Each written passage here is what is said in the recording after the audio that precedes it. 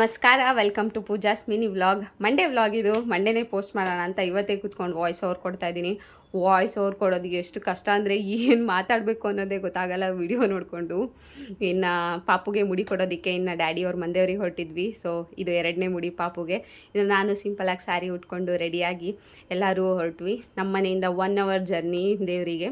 So ಎಲ್ಲರೂ ಹೋಗಿ ತಲುಪಿದ ತಕ್ಷಣ ಅಡುಗೆ ಮಾಡೋದಕ್ಕೆ ಸ್ಟಾರ್ಟ್ ಮಾಡ್ಕೊಂಡ್ವಿ. ಇನ್ನು ಪ್ರಸಾದಕ್ಕೆಲ್ಲ ರೆಡಿ ಮಾಡ್ಕೋಬೇಕಲ್ಲ. ಸೊ ನಮ್ಮ ಮನೇಲೆ ಎಲ್ಲ ಮಿನಿ ಶೆಫ್ಸ್ಗಳಿದ್ದೀವಿ ನಾವು. ಎಲ್ಲರೂ ಒಂದೊಂದು ಕೆಲಸ ತೊಗೊಂಡು ಅಡುಗೆ ಮಾಡಿ ಮುಗಿಸಿ ಇನ್ನು ಪ್ರಸಾದಕ್ಕೆ ಎಷ್ಟು ಬೇಕೋ ಅಷ್ಟು ಸ್ವಲ್ಪ ಒಬ್ಬಟ್ಟು ತಟ್ಕೊಂಡು ಇನ್ನು ದೇವಸ್ಥಾನಕ್ಕೆ ಹೋಗೋಕ್ಕೆ ಟೈಮ್ ಆಗಿತ್ತು. ಸೊ ಎಲ್ಲರೂ ಹೊರಟ್ವಿ. ಇನ್ನು ದೇವಸ್ಥಾನದ ಹತ್ರ ಯಾವುದೇ ಕಾರಾಗಲಿ ಬೈಕಾಗಲಿ ಹೋಗಲ್ಲ, ನಡ್ಕೊಂಡೇ ಹೋಗಬೇಕು. ಸೊ ರೋಡು ಸಮೇತ ಇಲ್ಲ, ಗದ್ದೆ ಬದಿನಲ್ಲಿ ನಡ್ಕೊಂಡು ಹೋಗಬೇಕು. ಈಗ ಬಿಸಿಲು ಎಷ್ಟಿದೆ ಅಂತ ನಿಮಗೆ ಗೊತ್ತಲ್ಲ. ಯಪ್ಪ ದೇವ್ರೆ.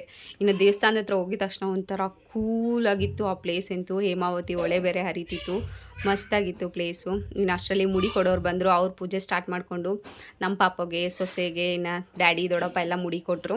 ಇನ್ನು ಅವ್ರು ಬರೋ ಅಷ್ಟರಲ್ಲಿ ನಾವು ಕೈಕಾಲು ಮುಖ ತೊಳ್ಕೊಂಡು ಇನ್ನು ದೇವಸ್ಥಾನದೊಳಗೆ ಬಂದು ವಿಭೂತಿ ಧರಿಸ್ಕೊಂಡು ಇನ್ನು ನಾನು ಉಮಿ ಎಲ್ಲರೂ ಸೇರ್ಕೊಂಡು ಪೂಜೆ ಮಾಡಿದ್ವಿ.